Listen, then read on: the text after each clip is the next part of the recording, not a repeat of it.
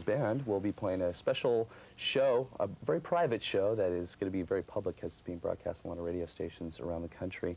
And we're also going to check out a world premiere video from Love is Stronger Than Death from the album Dusk in just a little bit. But we're going to look at the Beaten generation from your last record. And this was the first time that you actually had a band.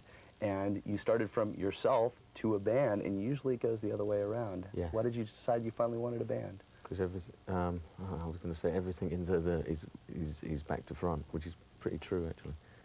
Everything in my own life is a bit sort of inverted? Yeah, it's all a bit sort of strange, and the wonderful world of TheThe is a bit peculiar. Nothing's quite what it seems. It's full of a lot of very strange kind of people.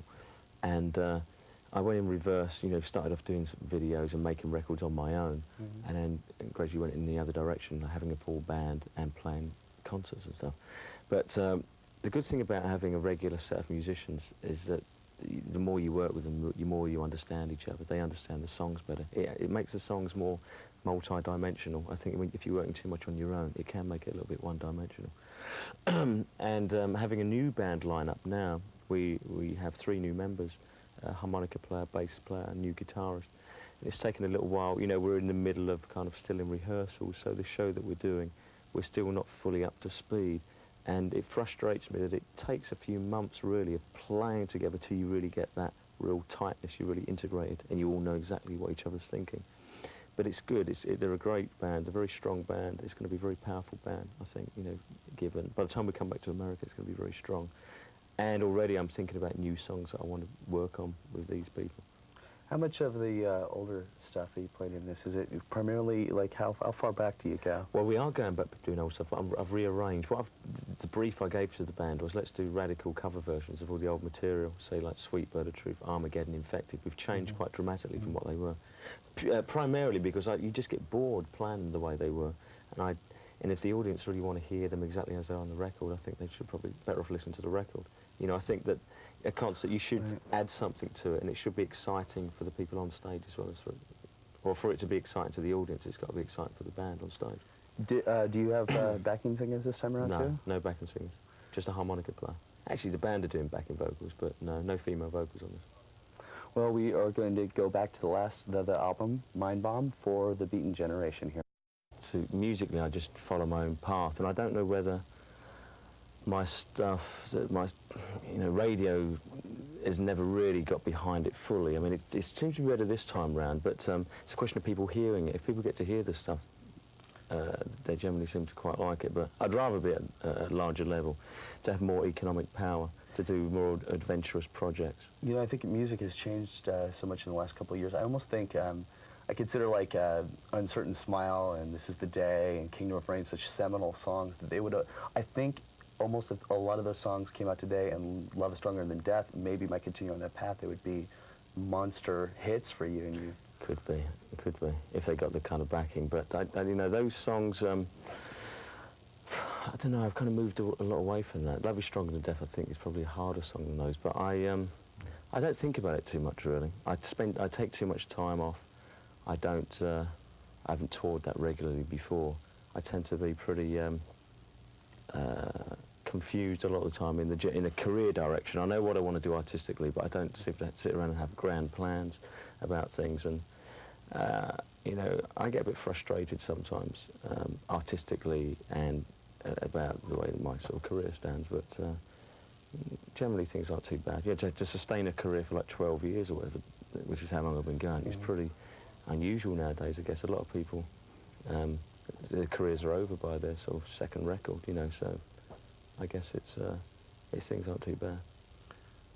Well, we're going to check out some bands that are having good careers right now as we count down the top 10 at alternative radio this week. 120 minutes. We are in the Casbah room at a club called Tattoo in New York City, about to check out TheThe, play a private show. It's going to be simulcast on radio stations across the country as they get to embark on their world tour. And we just saw a bit of the Dogs of Lust video. And the theme of your album, particularly the first 2 cuts, I guess you can say maybe, is the demons and what motivates us sexually and lust. Yeah. Loneliness. What was going through your mind when you wrote Dogs of Lust? All kinds of sick thoughts that are unrepeatable. which go through most people's minds. I think most people think about sex more than they admit, particularly men. I guess they're even worse, aren't they, really? But to come up, it was the hardest album I've ever made, that one, and it's not just, it's that conflict between the spirit and the body all the time, I suppose, is one of my recurring themes, the conflict of opposites, whether it is sin and salvation, life, death, light and dark. I think that's the form of all kind of evolution and all life, is the constant interplay between opposing forces. And within yourself, you find that I'm not a Catholic or anything, but I have this constant kind of sense of sin, of guilt and salvation, and that runs through everything. All the songs I've ever written, really, that informs things. And to do this album, it was kind of difficult. I put myself in a lot of strange situations, which are unrepeatable. Now, I hate to delve into your personal life. Do you have a girlfriend? Are you getting married? Yeah, I've been together 10 years. Wow. 10 and a half years. So we're more married than most married people, really. Yeah, but. Could this album be construed as like it was kind of personal album? It's a very personal album, yeah. Very autobiographical, but she's very understanding and very supportive of me, and we're very close. But it's songwriting kind of, it's important to me, writing songs, and songwriting kind of comes first. I think I just try to bring new subject matter to songs. I have tried to do. I think all songwriters have a kind of duty to try to advance the form. I think it's a really beautiful form of expression, and it can cover many more areas than it's often been allowed to. People have often pigeonholed it just to write about this or this or this, but you can write about anything. I think it's at its best form. I think there's been some great songwriters over the past 20 or 30 years, and at its best form, it's a form of art. Well, to change gears here, we were talking earlier off the air, you were saying that some of the bands that you wanted to get to open up for you wanted somebody with a female singer. Yeah, provide a nice balance was me singing. And one person you mentioned in particular, we're about to look at a brand new video from. It's 50-Foot Queenie, from the sophomore effort of Polly Jean Harvey and her band PJ Harvey. And this album was produced by Steve Albini, who used to be in a band called Big Black and now is the hot producer in Rolling Stone magazine. He's producing the new Nirvana records, probably most famous for producing Surfer Rosa from the Pixies as his most famous album to date. And we're going to check out a brand new one from PJ Harvey here on MTV. This is MTV's 120 Minutes. I'm Louis Largent here in the Casbah Room at the Tattoo Club in New York City with Matt Johnson of TheThe. And back in 1981, before TheThe was a glimmer in your eye, there was an album called Burning Blue Soul under the name Matt Johnson. And the curious question is, you recorded the album under the name Matt Johnson, then became TheThe, but essentially you were still Matt Johnson now. Yeah, although TheThe did exist in '79, I formed it, but it was a band at the time, and I did a solo record while the band was still going, you see. Now, were there permanent members in the band? Yeah, yeah. Now, was Johnny Marr part of that whole incarnation? No, wasn't part of that incarnation. The guys in the band, one of them is now a research psychologist at Cambridge University.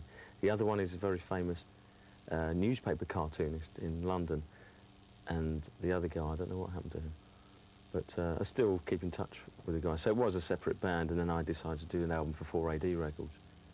But after that, then I decided to carry on under my own, on my own.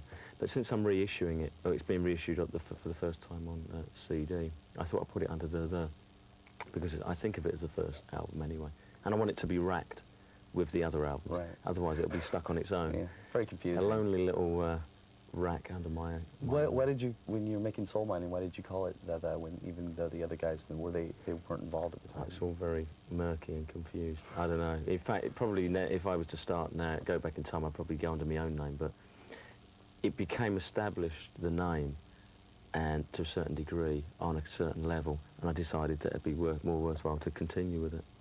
And also, probably a bit shy. I didn't really like using my own name, but rather stay in the shadows. Matt Johnson's a good rock and roll name for whatever that's worth. Yeah, it is, isn't it? That, of course, is your real name, right? Yeah, oh yeah. Well, Matt Johnson, his real name, and my real name, Louis Largent. We'll be back with more, including a world premiere later on from TheThe. Stick around. About to play a private show, a radio broadcast tonight at the Sony Studios in New York. And one very important member of TheThe is not going to be here, and his name is Johnny Marr.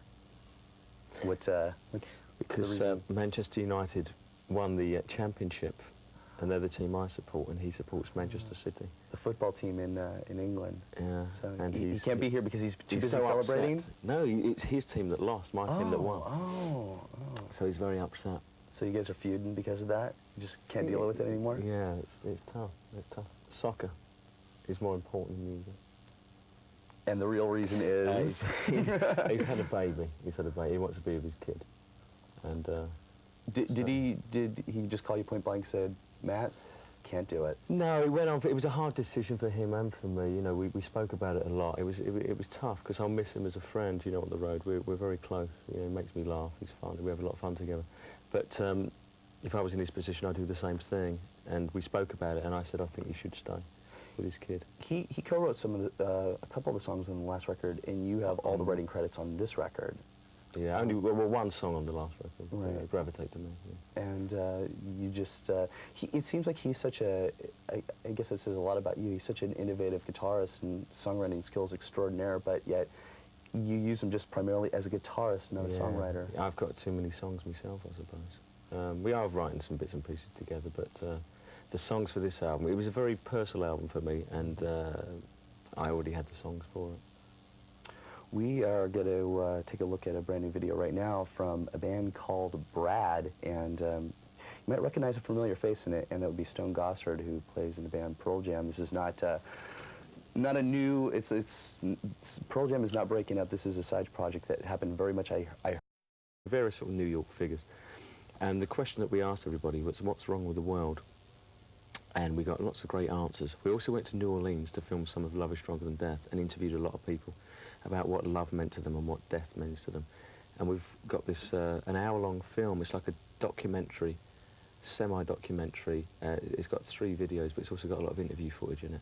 And that's being assembled at the moment, so that's going to be coming out soon. It's going to be put on probably on some kind of cinema release as well. So I do have a new long film. Thankfully. You know, I was going to ask you. About to say, why don't you do another long film? No, I was thinking that maybe since the avenue of playing live had now opened up to you, that you maybe go, okay, well, the video thing, I'm playing live now, that the video, you know, was the only way that you could go if you weren't playing live. No, I think the two go hand in hand. I wouldn't put one above the other, really. Videos are still very important to me. And there's a lot of things I really want to do inside film. That, again, talking about resources, like we said earlier on, the idea of taking to a larger level means you can get more backing, you can get more money to do bigger projects. And I've got a lot of film ideas that I want to do. And at the moment, it's very difficult to get the right kind of money for it. But with this film that we've made, is going to be a great film, I think. It's really good. It's got a very powerful atmosphere to it. Very pleased with the way it's turning out. Well, right now we're going to check out the world premiere of Love is Stronger Than Death from TheThe on MTV's 120 Minutes. Here with 120 Minutes, and we are here with the entire TheThe band. Matt Johnson, I'm going to let you do the honors and introduce this. I'm going to let the guys introduce themselves. What's your name? I'm Jim Fitting from Boston, Massachusetts. Harmonica, that's right. David Palmer from Sheffield, England, percussion and drums. Keith Joyner from Atlanta, Georgia, guitar player. And I'm Jared Nickerson from Cleveland, Ohio, the home of rock, bass guitar. DC, and I'm from Malaysia. So we have a very international A round of applause of for the TheThe boys, ladies and gentlemen. International group there. So where did you find all these guys? I can't remember now. Different places, really. We kind of just all turned up. Are you getting along together pretty well? Because you are going to be really intimate friends over the next No, few there's a months. lot of bickering going on constantly. This is definitely a band which shouldn't be on the road. It defies the laws of gravity. Unroadworthy. I was reading in the National Enquirer that you actually wanted your own trailer. Excuse me? I heard that you wanted your own trailer, and there was a little dissension in the band. There was a bit of bickering going on. There's still a kind of jockeying for who's going to be the whipping boy. I mean, it's like you're not quite sure yet who's going to be tortured most on the road. It is going to be difficult, I think. Life on the road. Well, we are going to check out a video right now and talk more with these guys. We're going to check out the Butthole Surfers, who was in my room last night.